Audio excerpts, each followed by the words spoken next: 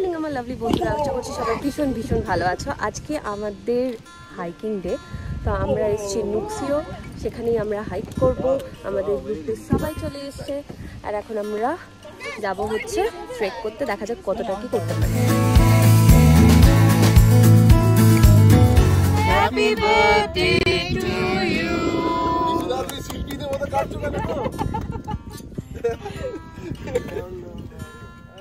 আজকের দিনটা একটু স্পেশাল, কারণ আজ আমাদের বিশুদার জন্মদিন।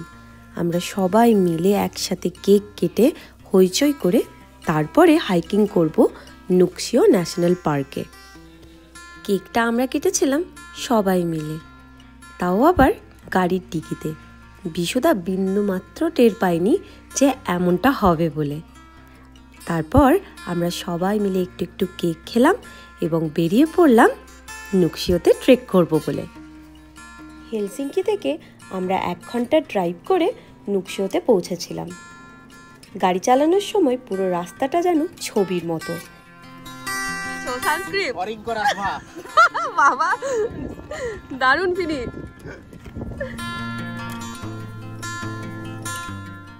হাইকিং শুরু করার আগে আমরা ম্যাপে একটু ছোটোখাটো আন্দাজ নিয়ে নিলাম যে কোন ট্রেল বরাবর আমরা হাঁটতে পারবো, কোনটা কতক্ষণ টাইম লাগবে, সেই সমস্ত কিছুই।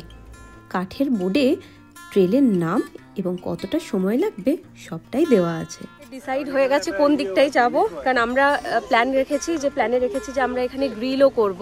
তো সেই জন্য আমরা কম যেটা রুটটা আছে হাইকিং করার সেখানেই যাব। তো আমরা হাউকা লাম্পি যাব, সেখান থেকে আবার ফেরত আসবো, নিয়ে আমরা গ্রিল করব। আজকে সবাই আমরা এসেছি এখানে বাঙালিরা, এন্ড আজকের টার্গেট হচ্ছে নুক্সিওর একটা ট্রেল আমরা ধরেছি, হাউকা লাম্পি। সঙ্গে আছে ছিপ আর দলবল আছে, পেছনে আসছে। আর এদের সঙ্গে আমরা যাব আজকে। ওই যদি মাছ ধরা পড়ে, লেটস সে ফর এক্সাম্পল একটা বড় সাইজের একটা মাছ যদি ধরা পড়ে, কি করব? আমরা করব আজকে গ্রিল। পেছনে জিনিসপত্র আছে কিন্তু পড়বে একদম বক্সে, পড়বে ফুল বক্সে সব জিনিস রাখা আছে। সঙ্গে নিয়ে গেছি মাদুর পেতে বসবো, সাথে আছে ইঁদুর, না হলে জঙ্গল থেকে নেবো ইঁদুর। এখানে এসে চেষ্টা করছি গুগল ম্যাপ না ইউজ করার। এখানে যেরকমভাবে ম্যাপে দেওয়া আছে প্রাকৃতিকভাবে আমরা সেরকমভাবেই যাওয়ার চেষ্টা করছি। নুক্সিও ন্যাশনাল পার্ক হলো একটি শহরের সাথে প্রাকৃতিক শান্তির সংযোগ পয়েন্ট। হেক্টর ধরে সবুজ বন, ঝকঝকে হ্রদ আর পাহাড়ি পথের মাঝে আসলে নিজেকে প্রকৃতির অংশ বলেই মনে হয়। কি এটা? আরে ওইখান দিয়ে বাইকটা মাউন্টেন বাইক, ওখান দিয়ে একদম জোরে নামছে এখান দিয়ে। ওই যে মাউন্টেন বাইকগুলো বলছিলাম না, হ্যাঁ। হাইকিং কিংবা ক্যাম্পিং বা শুধু বনের শান্তিতে সময় কাটাতে নুক্সিও সব সুযোগ এনে দেয়। এই নুক্সিও ন্যাশনাল পার্ক তোমরা পাবলিক ট্রান্সপোর্টেও যেতে পারো। পাবলিক ট্রান্সপোর্টে আসতে চাইলে হেলসিঙ্কি সেন্ট্রাল স্টেশন থেকে তোমরা এসপু স্টেশন আসবে, তারপরে বাস নাম্বার 245 ধরে একদম চলে আসবে সোজা নুক্সিও স্টপে। পাবলিক ট্রান্সপোর্টে সময় লাগে 1 থেকে 1.5 ঘন্টা। HSL অ্যাপ থেকে ABC জোনে টিকিট কাটলেই চলবে। কিছু কুইক টিপস তোমাদের সাথে শেয়ার করে দিই। যদি তোমরা হাইকিংয়ে যাওয়ার প্ল্যান করো তাহলে কিন্তু অবশ্যই ভালো জুতো পরে যাবে। ওয়াটার বোতল এবং হালকা খাবার কিন্তু নিজেদের সাথে রাখবে। ফোন চার্জার নিতে কিন্তু ভুলে যেও না। আর পাওয়ার ব্যাংকটা ব্যাগে আগে থেকে ঢুকিয়ে নেবে। হাই ফ্রেন্ডস, আমরা এসে পৌঁছে গেছি ট্রেলের মাঝখানে, অলমোস্ট লাইক মিডওয়ে থ্রু। সুন্দর জঙ্গল, চারদিকে দেখবে নিচে বেরি, দিস আর বেরি প্ল্যান্টস। এখনো হয়নি, but towards July, end of July August তখন পেকে যাবে ফলগুলো। এখন আমরা হাঁটছি মোটামুটি আরো 4 কিলোমিটার মতো হাঁটতে হবে। There are quite lot of elevations here and there. তোমরা যখন আমাদের সঙ্গে কন্টিনিউ করো, and we will show you all the wonderful things that we see along the trek. নুক্সিওতে গ্রীষ্মকালে সবুজ লেক ও ফলের খুশি পাওয়া যায়, আর শীতে থাকে বরফে ঢাকা চারিদিক আর স্নোয়ের আনন্দ। তো তোমরা কখন নুক্সিও ভ্রমণের প্ল্যান করবে, গ্রীষ্মকালে না শীতকালে? কমেন্ট করে আমাকে জানিও কিন্তু।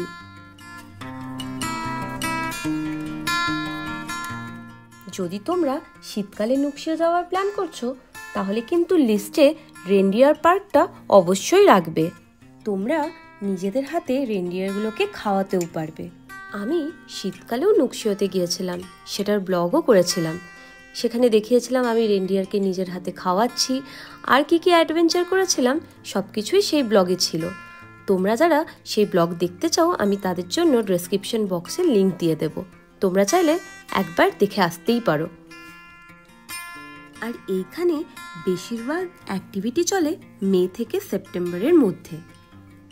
গ্রীষ্ম বা শরৎ যে টাইমেই চাও না কেন তোমরা তোমাদের লিস্টে কিন্তু বেরি পিকিং আর মাশরুম পিকিংটা অবশ্যই রাখবে। ফল ও মাশরুম সংগ্রহের সময় পরিচিত প্রজাতি ও গাইড অনুসরণ করবে, যেন ভুল করে অন্য কিছু খেয়ে না বসো। একদিনে সহজেই ট্রেল, ওয়াটার রিলেটেড অ্যাক্টিভিটিস ও প্রকৃতি উপভোগ করে হেলসিঙ্কি ফিরে আসা সম্ভব।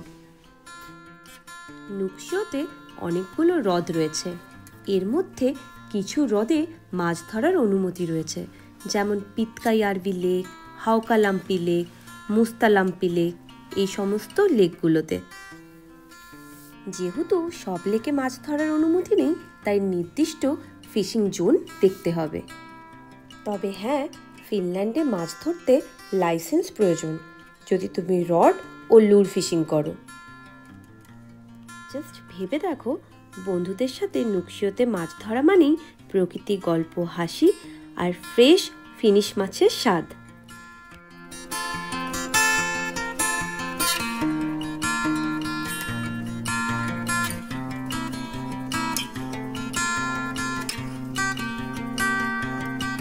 প্রায় চলেই এসেছি, আর 1.5 কিলোমিটার, তারপরে আমরা পৌঁছে যাব যে স্পটটাকে আমরা প্রথমে চুজ করেছি। তো তোমাদেরকেও দেখাবো। অনেক হাঁটা হয়েছে, যতটা হেঁটেছি ততটাই ফিরতে হবে। তো দেখা যাক আমরা কতটা কি করতে পারি, কারণ আমাদের গ্রিলও বাকি আছে, আরও উপরে বাকি আছে যাওয়া। সিঁড়ি হাঁটার পর আমরা সব ক্লান্ত হয়ে গেছি। এই তো হ্যাঁ, তারও বেশি। আমরা অবশেষে একাধিক পাহাড়ি রকি পয়েন্ট, পাথুরে পথ, পাইন বন, ব্লুবেরির ঝোপ সমস্ত কিছু পেরিয়ে মাঝে মাঝে বেঞ্চে বসে ব্রিজ ও কাঠের স্টেপ পার করে অবশেষে আমাদের লোকেশনে পৌঁছেই গেলাম। তো আমরা আমাদের ডেস্টিনেশনে চলে এসেছি। পেছনে দেখে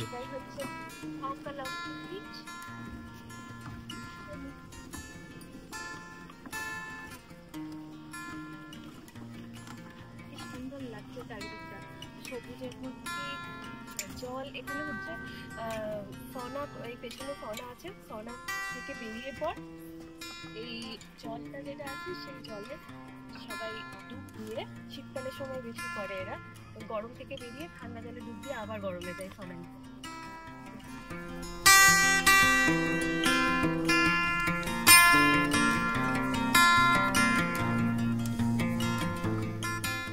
যদি তোমরা প্রাকৃতিকভাবে ট্রেল কমপ্লিট করতে চাও তাহলে হাইকিং পয়েন্টে নেভিগেশনের সাইন খুব ভালোভাবেই দেওয়া আছে। যতটা এসেছি ততটাই ফেরত যাব। হাওকালাম্পি লেকের ট্রেলের ঠিক শেষ প্রান্তে আমরা যখন পৌঁছালাম একটা ক্যাফেও ছিল।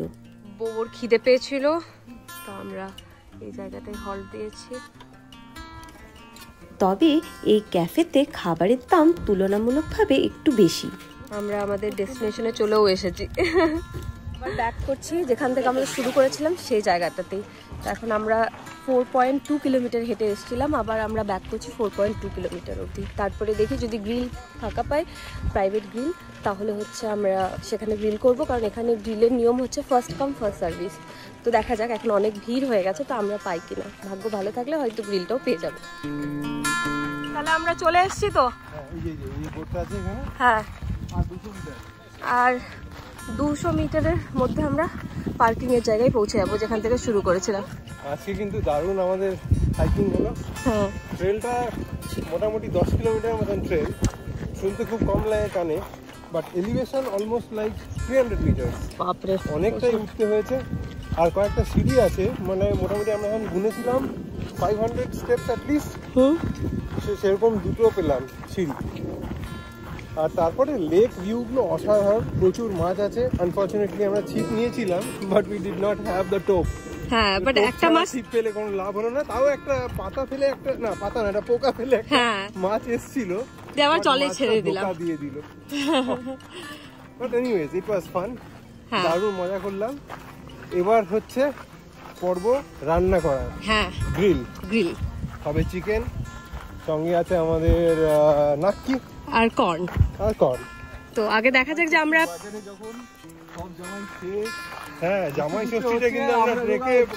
আমরা কিন্তু হেলদি জামাই ষষ্ঠী পালন করেছি, তাই না? শাশুড়িরা খুব অনেক রান্না করে খাওয়ায়, আর আমরা হচ্ছে পুরো একদম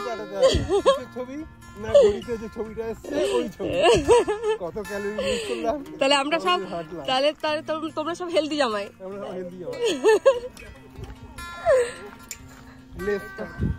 শুরু করেছিলাম ঠিক এই রাস্তাটা দিয়ে, দেখিয়েছিলাম তোমাদেরকে এই বোর্ডটা। তো এবারে আমরা পাবলিক গ্রিলের ওখানে দেখবো যে আমরা পাই কিনা। লাকিলি যদি পেয়ে যাই তাহলে হচ্ছে গ্রিল শুরু করবো, আদারওয়াইজ অন্য প্ল্যান আছে। আগের বারও এসেছিলাম এই রেস্টুরেন্টে, খেয়েছিলাম যখন কলিগদের সাথে এসেছিলাম। তো খেয়ে পর অল্প জাস্ট এখানে ট্রেক করেছিলাম, বাট আজকে তো একদম ফুল ফোর্সে সব বন্ধুরা মিলে ট্রেক কমপ্লিট করলাম। হচ্ছে গ্রিলের জায়গা খুঁজছে, দেখা যাক কোথায় পাই। আমরা চলে এসেছি পার্কিংয়ে। আনফর্চুনেটলি আমরা গ্রিলের জায়গাটা পাইনি, এখানে ফার্স্ট কাম ফার্স্ট সার্ভিস, তো আমরা পাইনি। তো আমরা দেখা যাক অন্য কী প্ল্যান আছে। খিদে তো প্রচুর পেয়েছে, তো দেখা যাক যদি রাস্তায় যেতে যেতে কোনো গ্রিল ওপেন পাই, পাবলিক গ্রিল অবশ্যই, তো সেই জায়গাটাই করবো, আদারওয়াইজ হচ্ছে অন্য কোথাও খেতে যাবো। আমরা ফাইনালি ওইটা বিচের সামনে এসেছি গ্রিল করতে। এখানে হচ্ছে পাবলিক গ্রিল, আর প্রচুর লোকজনে ভর্তি আজকে, যেহেতু ভালো রোদ উঠেছে সেজন্য হচ্ছে প্রচুর মানুষের ভিড় এখানে, সবাই গ্রিল করছে। তো আমরাও এক ফাঁকে গিয়ে পর গ্রিল করছি, আবার বড়মশাইগুলো এদিকে নিয়ে আসছে খাবারগুলো, তো ভালোই বেশ লাগছে। বন্ধুদের সাথে ওইতা বিচে সবাই মিলে গ্রিল করার অভিজ্ঞতাটাই একটা দারুণ ছিল, তাও আবার সামার টাইমে। ওইতা বিচে বারবিকিউ করার জন্য পাবলিক গ্রিলে কোনো পারমিট লাগে না। তোমরা চাইলে নিজেদের পোর্টেবল গ্রিলও তোমাদের সাথে নিয়ে আসতে পারো, তবে গ্রিল করার পর জায়গাটা পরিষ্কার রাখার দায়িত্ব কিন্তু নিজেদেরই। এখানে কিন্তু পার্কিং সম্পূর্ণ ফ্রি। এখানে বাচ্চাদের খেলার জন্য অ্যাংরি বার্ড পার্কও রয়েছে। এসপু থেকে ওইতাল লেক বটম বিচ আসতে হলে তোমরা বাস নাম্বার 246 ধরেই আসতে পারো। ফিনল্যান্ডে যেহেতু সামার খুব কম সময়ের জন্য আসে এবং কিছু মাসের জন্য থাকে, তাই আমরা পুরো সামারটা খুব ভালোভাবে এনজয় করি। বরমশাই আসছে খাবার নিয়ে, গ্রিল করছে আর নিয়ে আসছে আমাদের জন্য।